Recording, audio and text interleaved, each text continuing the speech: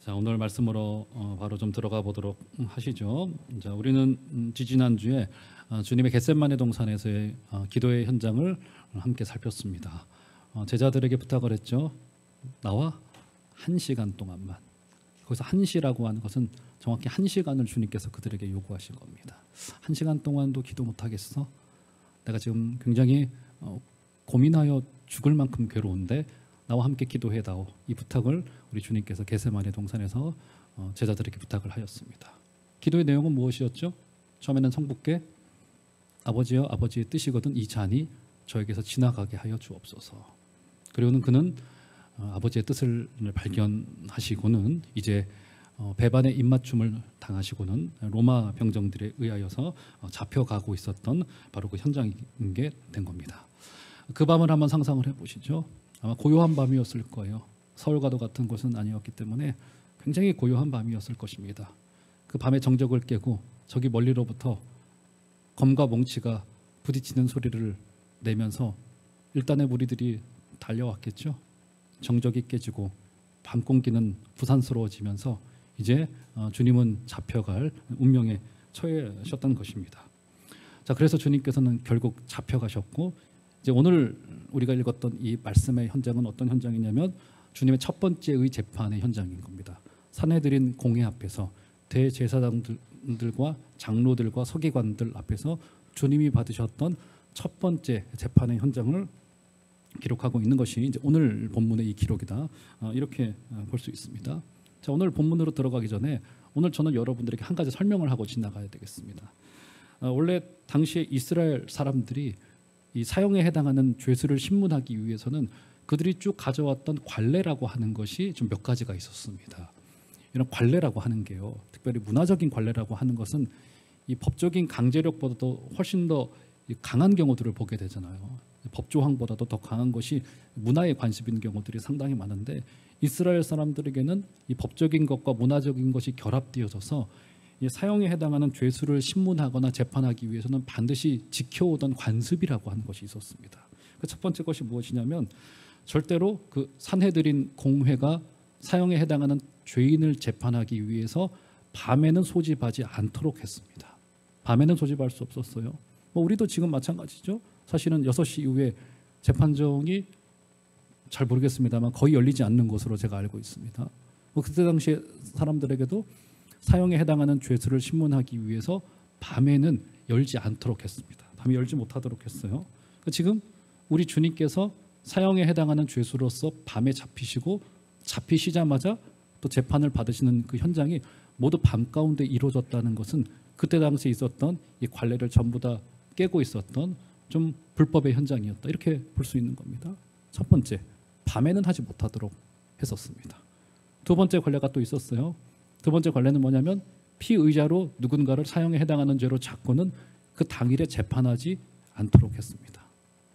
지금 우리 법체계가 어떻게 되어 있는지는 저는 모르겠습니다만은 아마 피의자에게도 조금 시간을 주고 재판정에게도 시간을 주어서 서로 간에 변론을 준비할 수 있도록 하는 것이 중죄에 해당되는 사람들에게 주었던 최소한의 변론권의 보장이었다라고 볼 수 있는 거예요. 그런데 주님의 재판이 어떻게 진행되어졌죠? 잡히시자마자 이미 차려놓은 밥상처럼 지금 재판정에 주님께서 끌려가셔서 거기서 바로 재판을 받으셨습니다. 그게 우리가 오늘 읽었던 이 주님의 재판의 현장이 바로 그것이에요. 잡혀가자마자 그 밤에 우리 주님께서는 심판을 받으셨어요. 재판을 받으셨습니다. 네, 당일에 재판하지 못하도록 했습니다. 이 두 번째이고요. 마지막 세 번째는 더 결정적이죠. 법적인 내용은 아니지만 지금이 어떤 기간이었습니까? 이스라엘에게는 최대의 명절 기간이었던 6월절 무교절 기간이었었어요. 이 기간 동안에는 어떻게 하지 못했습니까? 사람을 구금하거나 잡아가는 것을 하지 않는 것이 그들의 종교적인 관용이었고 여유였고 또 관례였었습니다. 근데 지금 이제 6월절이 막 시작되어지는 그 시점에 주님을 잡아가서 바로 그 당일에 재판을 열고 그 당일에 어떻게 되는 겁니까? 24시간도 지나지 않아서 주님에게 사형 언도를 내리고 사형 집행까지 하고 있는 모든 이 절차가 아주 그 짧은 시간 동안에 이루어지고 있는 이 현장인 거예요. 제가 이 설명을 여러분 왜 드린 겁니까? 지금 주님이 받으셨던 모든 일련의 재판의 이 과정이 전부 다 처음부터 끝까지가 어떤 거라는 이야기입니까? 전부 다 불법한 재판이었어요. 관례도 깨는 것이었었습니다. 문화도 전부 다 깨트리는 것이었었습니다. 불법은 우리가 저질렀는데 주님이 불법의 혐의를 받으시면서 불법한 재판을 통하여서 우리의 불법한 죄를 전부 다 담당하셨다. 처음부터 끝까지가 전부 다 불법한 재판이었다. 이런 사실을 우리가 먼저 좀 마음에 염두를 해두시고 오늘 이 첫 번째 재판에서 주고받아진 이 대화 속으로 한번 들어가 보았으면 좋겠습니다. 자, 주님을 붙잡아 놓고는 아마 오늘 본문을 보니까 여러 명의 증인들을 주님을 고소하기 위해서 이미 고발장도 전부 다 써놨어요. 그 고발장 내용에 있었던 증인들을 전부 다 불러다가 그들을 신문하면서 증언토록 했던 것 같습니다. 여러분 읽으셨으면 알겠지만 그 증인들끼리의 증언들이 서로 맞습니까? 안 맞습니까? 서로 맞지는 않아요. 왜 맞지 않을까요? 거짓을 말하고 있었기 때문에 증인들의 증언들이 서로 맞지 않은 이 황당하고 어처구니 없는 상황이 지금 벌어지고 있는 그 장면인데, 자, 그 한 대목을 한번 보시죠. 자, 58절로 한번 가보시면, 자, 증인 하나를 불러놓고 자, 이렇게 고발장에 적시된 내용을 읽습니다. 한번 58절 한번 다 같이 한번 한 소리로 읽어보도록 하겠습니다. 시작. 우리가 그의 말을 들으니 손으로 지은 이 성전을 내가 헐고 손으로 짓지 아니한 다른 성전을 사흘 동안에 지으리라 하더라 하되. 네, 여러분 이거 잘 읽으셔야 됩니다. 어떤 증인을 저 대제사장 산헤드린 공회가 대제사장 그룹이 데리고 와서 이렇게 진술했다라고 하는 것을 고발장에 적어놓은 내용이 이겁니다. 자, 어떻게 이야기했다는 겁니까? 증인이 손으로 지은 이 성전을, 이것은 주님의 말을 인용을 한 거예요. 그 증인이 손으로 지은 이 성전을 내가 헐고 손으로 짓지 아니한 다른 성전을 사흘 동안에 지으리라 하셨다고 고발장에 기록되어져 있었다라고 하는 것을 성경이 기록을 해놓고 있어요. 자, 이렇게 지금 했다라고 하는 것입니다. 주님이 이런 말을 한 것 같죠, 여러분? 그렇죠? 우리도 아리까리합니다. 지금 주님이 이 말을 하신 것 같기도 하고 안 하신 것 같기도 하고 약간 아리까리해요. 아리까리하다는 말이 무슨 말인지 아시겠죠? 네, 아리까리합니다. 지금 이게 지금 된 건지 안 된 건지 지금. 근데 이 말을 주님이 아예 안 하신 건 아니에요. 아예 안 하신 말을 장문에서 한 말은 아니라는 겁니다. 주님이 이 말을 하셨어요. 자, 그러면 이 말을 했던 그곳으로 한번 가보겠습니다. 주님의 음성으로 했던 그 말의 현장으로 한번 가보시죠. 요한복음 2장 19절을 좀 올려줘 보시면 주님께서 하셨던 말은 정확히 저 말입니다. 한번 보실까요? 다 같이 한번 읽어보겠습니다. 시작. 예수께서 대답하여 이르시되 너희가 이 성전을 헐라 내가 사흘 동안에 일으키리라. 자, 그러면 제가 시간을 30초 드릴 테니까 요한복음의 저 구절과 오늘 읽었던 58절의 구절을 서로 한번 비교해 보세요. 주님이 직접 하셨던 말씀과 자, 증인이라고 데려온 사람이 했던 말을 비교해서 한번 보십시오. 자, 시간을 드릴게요. 자, 언급하지 말고. 제가 물어볼 겁니다. 저랑 눈 마주치는 분 어떤 부분이 틀리고 어떤 부분이 맞는지. 저랑 눈 마주치셨어요. 자, 어떻습니까, 여러분? 주님이 했던 말과 58절의 말이 굉장히 유사하죠? 자, 이 성전은 뭘까요? 일단 듣는 사람들의 입장에서는 지금 한창 진행되고 있었던 헤롯 성전, 이 이스라엘 민족에게는 자긍심과도 같았던 그 성전을 주님께서 헐겠다고 말씀하셨다고 증인을 데려왔다라고 하는 거예요. 그런데 요한복음 2장 19절에서는 주님이 정확히 했던 말이 뭡니까? 다시 올려줘 보시면 어떻게 말했어? 주님이 정확히 하셨던 말이 뭐예요? 너희가 이 성전을 헐라 내가 사흘 동안에 일으키리라. 주님이 이 말씀을 왜 하셨는지는 명확히 우리는 그 의미를 알고 있죠. 어떤 의미를 가지고 있는 겁니까? 이미 성경에 해석을 해놨잖아요. 그 성전은 자기 몸을 가리켜서 하셨던 말씀인 것이다. 조금 더 적용해서 말하자라고 한다면 지금 그때 당시의 종교가 예루살렘 성전을 전부 다 헐고 있었던 것이나 마찬가지였었어요. 무너져 있는 종교를 그렇게 말하고 있는 거였고, 그렇죠? 너희가 이 성전, 내 몸, 내 육신을 너희가 헐라 사흘 동안 일으키리라. 주님의 부활을 상징하고 있었던 것이나 말이죠. 그런데 58절로 저건 그대로 띄워줘 두시고 58절로 비교해 보세요. 58절 어떻게 말했다고 증인이 지금 고발장에 적시한 겁니까? 손으로 지은 이 성전을 내가 헐겠다고 주님이 말했다라고 하는 거예요. 지금 예루살렘에 있는 저 헤롯 성전을 주님이 사람들의 그 봉기를 일으켜서 제가 말씀드렸죠. 그 예루살렘에 지금 지어지고 있는 헤롯 성전은 어마어마한 크기의 성전이었었습니다. 이 성전을 주님이 헌다라고 하니까 무슨 봉기를 일으키는 것으로 아마 착각을 했었던 것 같아요. 그런데 주님은 정확히도 그 말을 하시지를 않았어요. 내가 이 성전을 헐고 손으로 짓지 아니한 다른 성전을 사흘 동안에 지으리라는 말을 주님은 하셨던 적이 없습니다. 그렇죠? 그런데 매우 비슷하게 이야기를 하고 있어요. 그러다 보니까 오늘 본문의 59절에 보면은 오히려 그 증거들이 서로 합하지 않더라라고 이야기를 해요. 왜요? 거짓 증인들끼리 서로 여러 가지의 증언들을 해놓다 보니까 증인들끼리의 그 증언들이 서로 맞지 않은 상황이 된 거예요. 지금 이 이야기를 한두 사람이 들었던 것이 아닙니다. 여러 사람들이 들었어요. 그런데 이들은 지금 거짓을 꾸며내고 있는데 어떻게 꾸며내고 있는 겁니까? 완전히 없던 말을 한 것은 아니고 매우 비슷하고 유사하게 주님이 하셨던 말씀을 조금 왜곡하여서 비틀어서 지금 고발장에 적시를 해놓고 있는 겁니다. 지금 뭐예요, 여러분? 제가 이야기 왜 드린 거죠?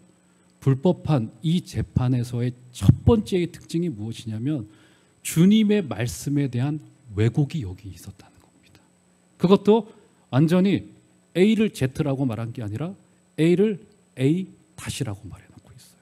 비스무리하게 주님의 말씀을 인용하여서 이야기를 하고 있는데 본인들에게 유리하게끔 또 주님에게는 매우 불리하게끔 이야기를 한 것이고요.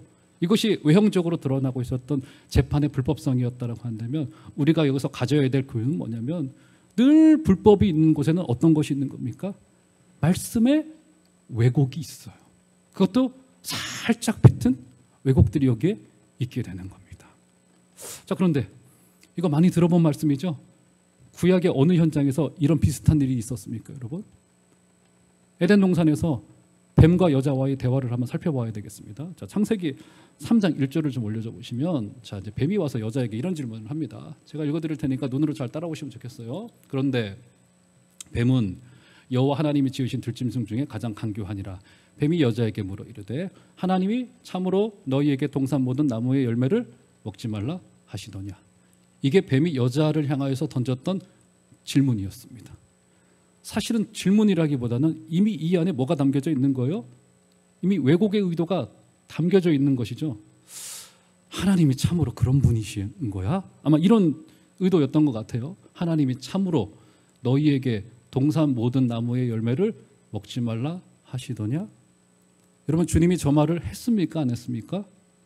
하기도 했고 안 하기도 했죠. 먹지 말라고는 하셨어요, 분명히. 그런데 무엇을 먹지 말라고 하셨죠? 동산 중앙에 있는 선악을 알게 하는 나무의 열매는 먹지 말고 다른 모든 나무의 열매는 먹어도 된다라고 이야기를 했습니다. 근데 뱀은 어떻게 왜곡하여서 이야기를 한 거예요? 하나님이 동산 모든 나무의 열매를 먹지 말라고 했지. 분명히 지도 알고 있었을 거예요. 뱀도 마귀도 알고 있었을 겁니다. 주님이 인간에게 어떤 명령을 주었는지를 알고 있었을 거예요. 그런데 그 말을 살짝 비틀어서 지금 어떻게 한 거예요? 지금 주님의 말을 살짝 왜곡을 했고요. 자, 이 패턴에 여자도 그대로 넘어가 버리고 맙니다. 자, 창세기 3장 2절과 3절을 보시면 이렇게 말합니다. 여자가 뱀에게 말하되 동산 나무의 열매를 우리가 먹을 수 있으나. 자, 3절 한번 다 같이 천천히 한번 읽어보겠습니다. 시작. 동산 중앙에 있는 나무의 열매는 하나님의 말씀에 너희는 먹지도 말고 만지지도 말라. 너희가 죽을까 하노라 하셨느니라. 이게 여자가 하나님에게 들었다고 뱀에게 일러준 말이었어요. 그렇죠? 지금 어떻게 말한 겁니까? 하나님의 말씀에 너희는 먹지도 말고 만지지도 말라. 너희가 죽을까 하노라. 저 말을 하나님이 하셨습니까? 안 하셨습니까? 하기도 하셨고 안 하기도 하셨어요. 어떤 말을 하셨어요? 분명히 동산 중앙에 있는 나무의 열매는 먹지 말라고 말한 것이 맞아요. 근데 우리 하나님이 만지지도 말라고 말씀하셨나요? 그런 말 하신 적 없어요. 오히려 그 열매를 만졌어야 됐습니다. 왜요? 동산을 가꾸도록 보냄을 받았기 때문에. 그 나무를 만져서 키우고 할 책임은 아담과 하와에게 있었어요. 근데 하나님이 만지지도 말라고 했다라고 하면서 우리 하나님은 어떤 하나님으로 만든 겁니까? 어떤 하나님을 만든 거예요? 하나님은 금령을 매몰차게 규정하는 분으로만 하나님을 강조하여 말한 거예요. 만지지도 못하게 하시더라 라고 하면서 결국 어떻게 된 거예요? 동산 나머지의 모든 실과를 얻도록 하신 신실하시고 은혜로우신 하나님이신 것을 잊도록 만든 것이 어디로부터 시작된 겁니까? 말씀에 대한 왜곡으로부터, 말씀에 대한 왜곡으로부터 시작이 되어졌다는 거예요. 그래서 결정적으로 그 결과가 어떻게 된 겁니까? 3절에 저 끄트머리쯤에 보세요. 여자가 어떻게까지 이제 결론을 내립니까? 너희가 죽을까 하노라. 하나님이 그렇게 말씀하셨다는 거예요. 여러분, 하나님이 그렇게 말씀하셨나요? 아니요. 창세기 2장 17장에 보면은 너희가 어떻게 되겠다고요? 정령 죽으리라 라고 하는 하나님의 확신한 심판의 경고가 있었습니다. 결국 말씀에 대한 왜곡은 심판의 경고를 외면하는 결과로 이어져 버리고 말았던 거예요. 여러분, A를 Z라고 말해도 그것은 거짓이지만 A를 A-라고 말해도 그것은 거짓인데 A를 A-라고 말할 때 더 위험할 수 있어요. 이단들을 보세요. 전부 다 성경의 언어를 가지고 옵니다. 그리스도니 열매니 실과니 신구약의 모든 성경들을 그들이 줄줄줄줄 깨고 있는 것 같고요. 모든 성경의 언어들을 다 가지고 와서 그들의 교리를 만들어내요. 비스무리하게 만들어내고 있다라고 하는 사실이에요. 여러분, 말씀의 첫 번째 특징은 뭐냐면 이것은 진리라고 하는 특징을 가지고 있습니다. 이 말이 진짜인 거예요. 이것은. 여러분, 우리는요 사실을 믿는 사람들인 겁니다. 여러분, 이 사실이 굉장히 중요해요. 우리가 믿고 있는 것은 종교적인 견해가 아니에요. 이 진리는 만국의 진리입니다. 예수께서 우리를 대신하여 죽었다는 것은 왜 예수님께서 역사 속에 한 자락에서 오셨습니까, 여러분? 왜요? 우리는 역사의 사실을 믿는 사람들인 거예요. 그 사실을 어떤 사람들은 받아들이고 믿고 수용하고 믿고 있는 것이고 어떤 사람들은 그렇게 하지 않고 있을 뿐인 거라고요. 하나님의 진리는 모든 사람에게 진리인 거예요. 말씀의 첫 번째 특징은 이게 진짜이고 거짓이 아니고, 그래서 우리가 하나님의 말씀에 진의를 아는 것이 상당히 중요합니다.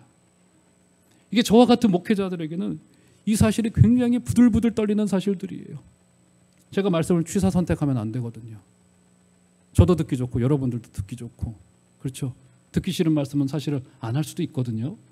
얼마든지 선택을 따라서. 이게 굉장히 중요한 거고요. 그리고 저와 같은 설교자가 자칫 실수할 수 있는 문제가 무엇이냐면, 실제로는 10 정도인데 이것을 막 100으로 강조하고요, 막 자극적으로 말하고 싶은 그런 욕구가 생겨나게 됩니다. 왜요? 설교에 대한 집중도를 높이기 위해서. 근데 그것이 한두 번 쌓이고 나면은 진리에 대한 왜곡의 결과로 나타나게 되는 경우들이 상당히 많이 있어요. 저는 이제 그래서 개인적으로 이것은 제 개인적인 견해입니다. 저는 개인적으로 설교단 위에서 이렇게 가끔 이렇게 울면서 설교하시는 목사님들이 계세요. 감정을 많이 드러내시는 거죠. 저는 사실은 그거를 이렇게 좋아하진 않습니다. 아무래도 감정이 과해지다가 보면은 여기에 제 개인의 견해가 들어가기가 너무 쉽고, 그래서 이렇게 막 너무 은혜가 되셔서 설교하다가 우는 목사님들도 계시고, 저도 이제 그런 설교를 들으면서 되게 은혜를 받았던 기억이 나는데, 제가 은혜 받는 거는 은혜 받은 거고 저는 그렇게는 하지 말아야 되겠다는 생각을 하는 게, 말씀에서 중요한 것은 첫 번째 특징은 우리의 은혜로운 감정이 중요한 것이 아니라 그것은 분명히 따라오게 되어져 있습니다. 근데 더 중요한 것은 무엇이냐면 이 말씀이 진짜라고 하는 특징인 거예요. 이 말씀이 진짜라고 하는 특징. 엊그제 금요일 기도회 때 사무엘상을 여러분, 요즘에 금요 기도회라는 걸 하고 있습니다. 여기에서 계속 기도회 하고 있어요. 많이들 나오시기 바랍니다. 사무엘상을 보면은 블레셋과의 전쟁이 2차례 있어요. 첫 번째 전쟁에서 실패를 했습니다. 패했어요, 이스라엘이. 그러다가 어떤 방편을 가지고 옵니까? 저 실로에 있는 언약궤를 가져와서 전쟁터 한가운데 두면은 전쟁에서 승리할 거라고 하는 착각을 하게 됩니다. 두 번째 전쟁에서도 패하고 3만 명이 죽죠. 그리고는 어떻게 됩니까? 거기서 결정적으로 언약궤를 빼앗겨요. 대제사장들이 죽어나가고, 언약궤가 빼앗긴 다음에 블레셋 지역의 여러 도시들을 방황을 하다가 이스라엘 사람들도 감히 그것을 받아들이지 못하다가 돌고 돌아서 결국 이스라엘로 돌아와요. 그런데 놀랍게도 사사였던 사무엘의 통치는 그 이전부터 시작되어졌으나 언약궤가 이스라엘로 되돌아오면서부터 사무엘의 말씀의 영향력이 시작되어진, 무엇을 우리에게 그려주고 있는 걸까요? 언약궤가 돌아오면서부터 사무엘의 실질적인 통치가 시작되어진단 말이죠. 결국 우리에게 어떤 걸 지금 보여주고 있는 교훈인 겁니까? 결국 교회에게 소망은 말씀을 사랑하는 우리 선배들이 가졌던 그 거룩한 운동 있죠. 다시 말씀을 우리가 진실로 열어야 됩니다. 다시 교회가 교회답게 설 수 있는 근거가 여러분 어디에 있을까요? 우리가 하나님의 말씀의 그 진의의 그 진짜에 다시 한번 붙들릴 때 성경이 열려져야 됩니다. 저와 여러분들 성도들께서 말씀을 진실로 읽으셔야 되고요. 말씀을 듣기를 사모하여 주셔야 되고요. 우리 선배님들이 가지셨던 그 방법을 너무 옛날 방식이고 고리타분하고 무식한 방법이라고 폄하할 필요 없습니다. 말씀을 암송하셨고 말씀을 끊임없이 그들은 읽으셨고요. 예배 때 말씀 듣기를 사모했던 말씀을 사랑했던 그 운동으로 우리가 다시 한번 되돌아갈 때 그때 교회는 소망이 있는 거라고요. 사랑하는 교우 여러분, 이번 주 한 주간에도 꼭 말씀을 열어주시는 여러분들 되시기를 부탁을 드리겠습니다. 그리고 베레아 성도들처럼 이 말씀이 그러한가 묵상하고 상고하였던 것처럼 우리도 하나님의 말씀이 그렇구나 이렇게 붙들려 주셔서 우리 교회는 말씀의 깊이를 가지신 많은 성도님들이 일어나게 되어지시는 우리 복된 은혜 있으시기를 주의 이름으로 축원합니다. 오늘 이제 그것을 보여주고 있던 이것이 불법한 재판의 현장에서의 첫 번째 특징이 뭐냐면 주님의 말씀에 대한 왜곡이 일어났더라라고 하는 겁니다. 자, 그러면 이 재판정에서의 주님의 태도를 한번 볼까요? 자, 60절로 가보시면 마가복음 14장 60절 보시면 자, 주님의 이런 태도가 등장되어지고 있는데 보시면 대제사장이 가운데 일어서서 예수에게 물어 이르되 너는 아무 대답도 없느냐 이 사람들이 너를 치는 증거가 어떠하냐 하되 61절 침묵하고 아무 대답도 아니하시거늘. 네, 주님의 지금 태도가 어떠합니까? 주님의 태도는요, 이제 겟세마네 동산까지는 우리 주님께서 굉장히 우리 하나님 앞에 부르짖었어요.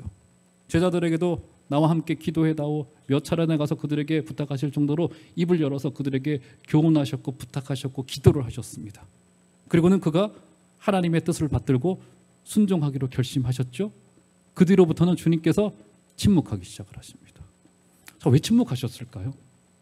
텔레비전을 보니까 피의자들이 가끔 기소가 된 상태에서 잘못 증언을 했다가 불리해지는 경우들이 있기 때문에 침묵하는 경우도 있다라고 하더라고요. 아니면 우리 주님께서 너무 억울하셔가지고 말을 안 하셨던 것일까요? 자, 왜 침묵하셨을까? 자, 그런데 주님의 침묵은 이미 구약에 예고된 바 있습니다. 자, 이사야서 53장 7절을 보시면 자, 한번 올려주시겠어요? 이사야서 53장 7절 그가 곤욕을 당하여 괴로울 때에도 그의 입을 열지 아니하였으며 마치 도수장으로 끌려가는 어린 양과 털 깎는 자 앞에서 잠잠한 양같이 어떻게 했다고요? 그의 입을 열지 아니하였다고 이미 성경이 주님의 재판정으로 끌려가는 모습을 예고해 놓고 있는 바 있습니다. 주님은 침묵하셨어요. 이 침묵이 어떻게 가능했을까요?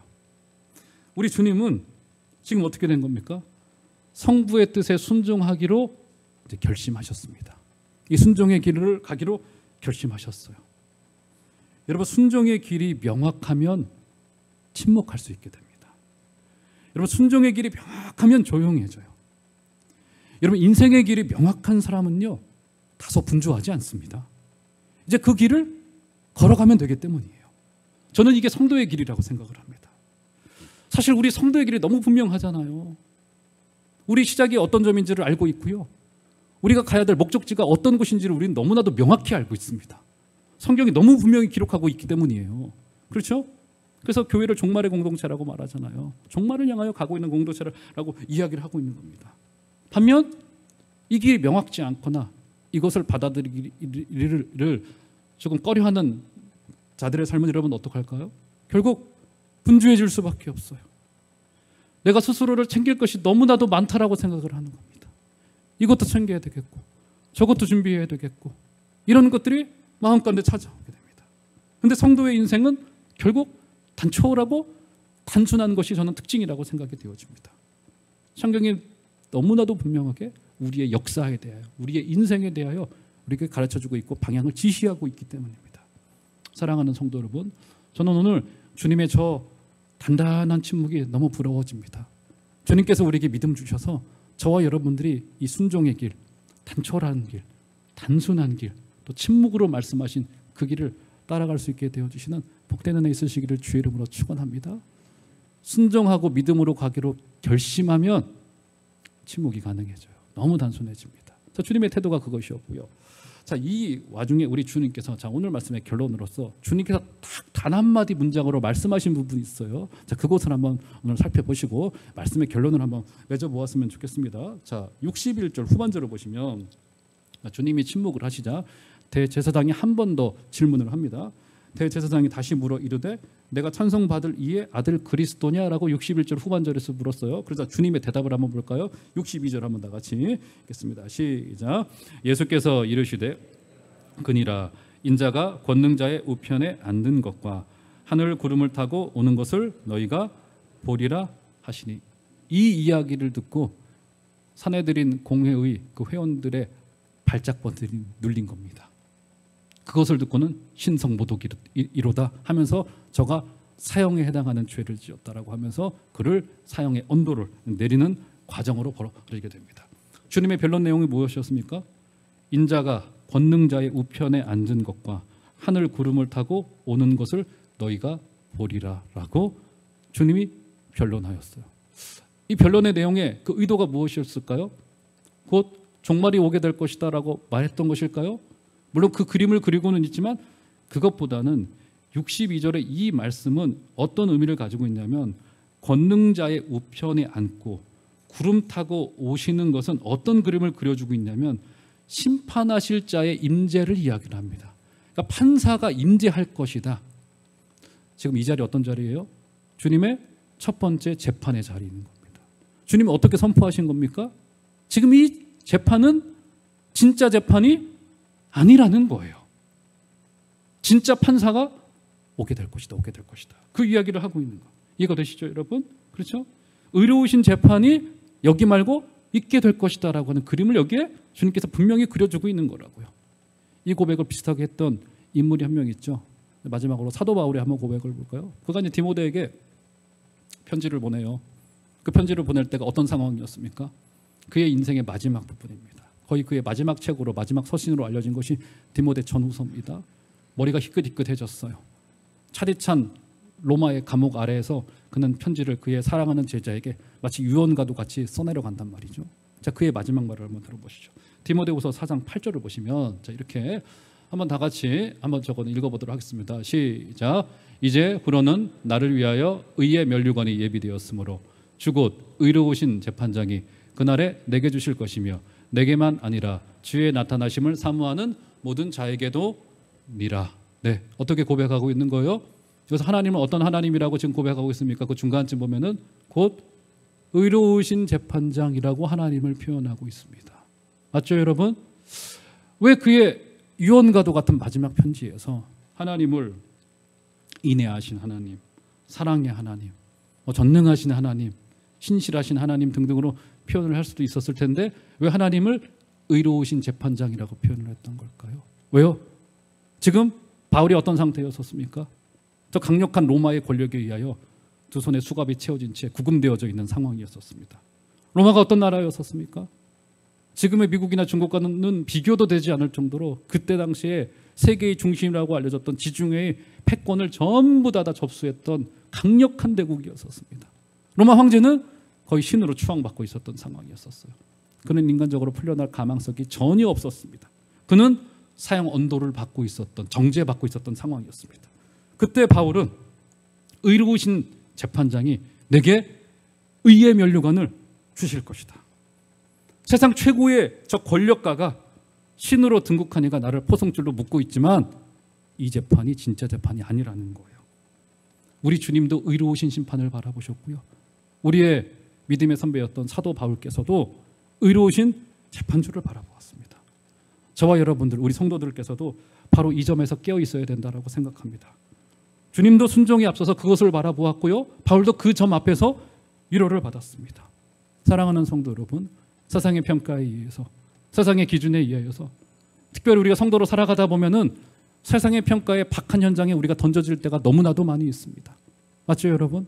교회에서 직분자로 섬길 때, 또 섬기는 자로서 섬기게 될 때, 성도로서의 자긍심과 정체성을 가지고 살아갈 때 세상의 기준과 가치를 때로는 거절해야 될 때가 많고요. 내게 오는 세상적인 유익과 이익들을 거절을 하고 덜어내야 될 경우들이 너무나도 많이 있습니다. 억울하죠? 그때 우리는 무엇을 바라봐야 될까요? 의로우신 재판장이 내 머리에 진짜 재판으로서 의의 면류관을 씌워줄 날이 반드시 오게 될 것이다. 우리 주님도 십자가를 지시기 전에 그것을 바라봤네요. 사랑하는 여러분, 오늘 이 말씀 앞에 깨어 있어 주시기를 부탁을 드리겠고, 다시 오실 주님, 재판장으로 오실 그 권능자의 우편을 바라보시는 여러분들이 되시기를 주의 이름으로 축원합니다.